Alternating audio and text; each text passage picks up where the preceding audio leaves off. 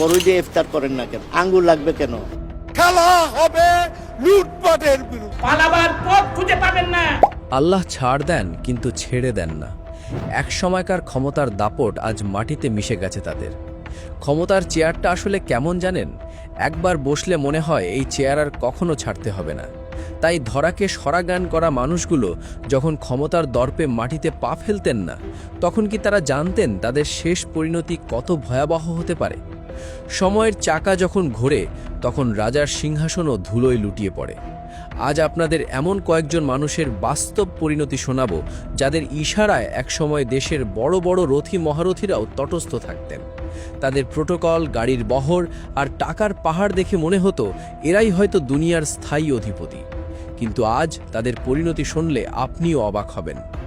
শুরুতেই আসি সাবেক শিল্পমন্ত্রী নুরুল মুজিদ মাহমুদ হুমায়ুনের কথায়।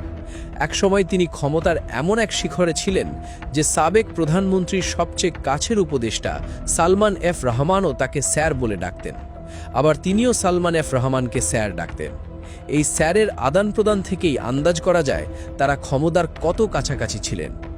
কোটি কোটি টাকার মালিক এই রাজনীতিবিদ যখন রাস্তায় বের হতেন, তখন বিলাসবহুল গাড়ির বহর আর সরকারি পাহারাদারদের ভিড়ে সাধারণ মানুষের হাঁটার জায়গা থাকত না। বড় বড় ব্যবসায়িক সিদ্ধান্ত থেকে শুরু করে দেশের শিল্পনীতি সবই চলত তার আঙুলের ইশারায়। যেখানেই যেতেন চারপাশে ক্যামেরা আর প্রোটোকলের ছড়াছড়ি থাকত। কিন্তু দিন শেষে তার পরিণতি কি হলো? ঢাকা মেডিকেলের নোংরা, দুর্গন্ধযুক্ত আর অবহেলিত ওয়ার্ডে তার জীবনের শেষ অধ্যায় লেখা হলো। কোনো ভিআইপি কেবিন নয়, সাধারণ জীর্ণ বিছানায় শুয়ে তাকে শেষ নিঃশ্বাস ত্যাগ করতে হয়েছে। শেষকালে না ছিল কোনো প্রোটোকল, না ছিল কোনো ভক্ত সমর্থক। যে মানুষটা সারা জীবন এত এত সম্পদের মালিক ছিলেন, তিনি পৃথিবী থেকে বিদায় নিলেন একদম নিঃস্ব একজন বন্দির মতো।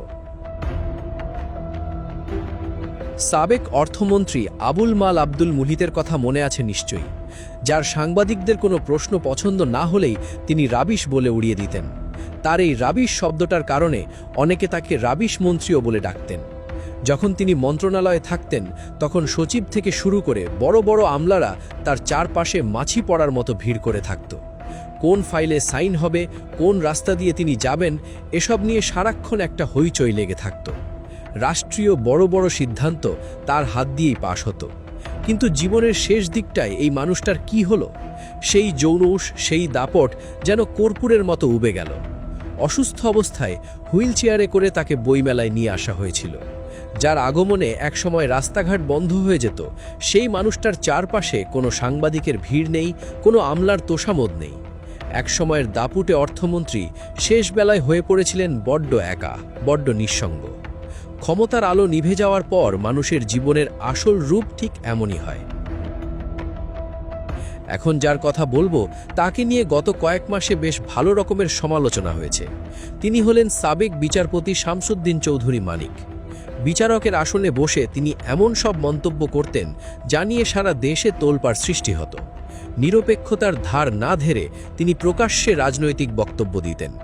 টেলিভিশন টক শোতে এসে মাইক্রোফোন হাতে তিনি যেভাবে তর্জন গর্জন করতেন তা দেখে অনেকেই অবাক হতেন। কিন্তু যখন ক্ষমতার পট পরিবর্তন হলো, তখন এই বাঘের মতো গর্জন করা মানুষটার হাল হলো করুণ। দেশ ছেড়ে পালানোর জন্য তিনি বেছে নিলেন সিলেটের কানাইঘাটের এক দুর্গম সীমান্ত। দালালের হাত ধরে রাতের অন্ধকারে ভারতে পালাতে গিয়ে তিনি ধরা পড়লেন। তাকে দেখা গেল জঙ্গলের ভেতর শুয়ে থাকতে। যে মানুষটা ক্ষমতার দম্ভে কাউকে পরোয়া করতেন না, তাকেই কিনা জীবন বাঁচাতে এমন করুণ পরিণতি বরণ করতে হলো। এখানেই শেষ নয়, আদালত প্রাঙ্গণে তোলার সময় বিক্ষুব্ধ জনতা তাকে লক্ষ্য করে ডিম, জুতো নিক্ষেপ করে। পরিস্থিতি এতটাই নিয়ন্ত্রণের বাইরে চলে গিয়েছিল যে কিলঘুষির এক পর্যায়ে তার অন্ডকোষ ফেটে যায়। শারীরিক ও মানসিকভাবে চরম বিপর্যস্ত এই মানুষটা আজ অর্থের অভাবে নিজের জন্য একজন আইনজীবীও নিয়োগ করতে পারছেন না। ক্ষমতার অপব্যবহার করলে যে ঠিক কতটা নিচে নামতে হয়, এটা এর জ্বলন্ত প্রমাণ। সাবেক বাণিজ্যমন্ত্রী এবং আওয়ামী লীগের একসময়ের হেভিওয়েট নেতা তোফায়েল আহমেদ। ক্ষমতার দাপটে তিনি অনেক কিছুই করেছেন বলে অভিযোগ রয়েছে। 60-এর দশকে ইসলামী শিক্ষা ব্যবস্থার পক্ষে কথা বলার কারণে ঢাকা বিশ্ববিদ্যালয়ের মেধাবী ছাত্র আব্দুল মালেককে সরিয়ে দেওয়ার অভিযোগের তীর তার দিকেই যায়। অথচ পরবর্তীতে একের পর এক ব্রেন স্ট্রোক করে তিনি হয়ে পড়লেন পুরোপুরি বিধ্বস্ত। শরীরের এক পাশ প্যারালাইজ হয়ে গেল। যে নেতার হুঙ্কারে একসময় লোকে স্তব্ধ হয়ে যেত, সেই তোফায়েল আহমেদ কথা বলার শক্তি হারিয়ে ফেললেন। রাজধানীর এক হাসপাতালের সিসিইউতে পড়ে থেকে তিনি ইন্তেকাল করেন। আরেকজন ক্ষমতাধর নেতা হলেন সাবেক খাদ্যমন্ত্রী কামরুল ইসলাম। তার বিরুদ্ধে কোটি কোটি টাকা দুর্নীতির অভিযোগ রয়েছে।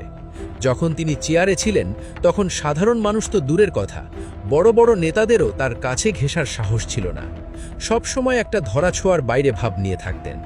কিন্তু যখন তাকে গ্রেফতার করে কারাগারে নেওয়া হলো, তখন তার চেহারা দেখে অনেকেই তাকে চিনতে পারেননি। কোথায় সেই দামি পোশাক, কোথায় সেই দাপট? জীর্ণশীর্ণ বৃদ্ধের মতো তাকে পুলিশের সহায়তায় হাঁটতে দেখা গেল। কারাগারের চার দেওয়ালের মাঝে তার দিন কাটছে। যে মানুষটা একসময় ক্ষমতার সুবাদে সব কিছু হাতের মুঠোয় রেখে ভোগ বিলাসে মত্ত ছিলেন, আজ তার সেই অহংকার আর দাপট সবই ধুলোয় মিশে গেছে। ওদিকে আওয়ামী লীগ সরকারের পতনের পর গ্রেফতার হন আরেক হেভিওয়েট পলিটিশিয়ান, শিল্পপতি, বেক্সিমকো গ্রুপের কর্ণধার এবং শেখ হাসিনার সাবেক উপদেষ্টা সালমান এফ রহমান। বর্তমানে তিনি কারাগারে বন্দী রয়েছেন এবং তার বিরুদ্ধে অর্থ পাচার, দুর্নীতি, পুঁজিবাজারে কারসাজি ও ব্যাংক ঋণ আত্মসাতের অভিযোগে একাধিক মামলা চলমান। এবার আসি এমন একজনের কথায় যার পতন হয়তো কেউ কল্পনাও করেনি, যার ইশারায় পুরো দেশ চলত, যাকে পাহারা দিত স্পেশাল সিকিউরিটি। তার শেষ পরিণতি কী হলো আমরা সবাই জানি। টানা 15 বছর এবং সব মিলিয়ে 5 বারের প্রধানমন্ত্রী ছিলেন তিনি। তার ক্ষমতার দাপট কতটা ছিল সেটা নতুন করে বলার কিছু নেই। তিনি যখন রাস্তা দিয়ে যেতেন তখন পুরো শহরের ট্রাফিক ব্যবস্থা থমকে যেত। দেশের সব বাহিনী তার নিরাপত্তায় সদা প্রস্তুত থাকত। এমপি মন্ত্রীরা তার একটু দেখা পাওয়ার জন্য দিনের পর দিন শিডিউলের অপেক্ষায় থাকতেন। তিনি সবসময় অত্যন্ত আত্মবিশ্বাসের সাথে জনসভায় দাঁড়িয়ে বলতেন, শেখ হাসিনা কখনো পালায় না, কিন্তু ভাগ্যের পরিশেষে তাকে এখন পালিয়ে থাকতে হচ্ছে ভারতে। শুধু তাই নয়, তার নামে প্রাণদণ্ডের রায় দেওয়া হয়েছে। একই পরিণতি হয়েছে আসাদুজ্জামান খান কামালেরও। ক্ষমতা চিরস্থায়ী নয়। মানুষ যখন ক্ষমতার চেয়ারে বসে তখন সে ভুলে যায় যে এই চেয়ারটা একদিন তাকে ছাড়তে হবে।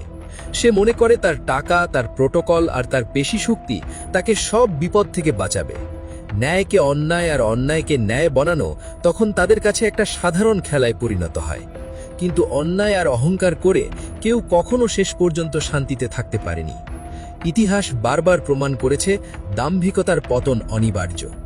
নেই নিয়ে আপনাদের কি মনে হয়, এই যে এত এত ক্ষমতাধর মানুষের এমন করুণ পরিণতি হলো, এর মধ্যে কার পতন আপনাদের কাছে সবচেয়ে বেশি শিক্ষণীয় বা ভয়াবহ বলে মনে হয়েছে? আপনাদের মতামত জানিয়ে দিন আমাদের কমেন্ট সেকশনে।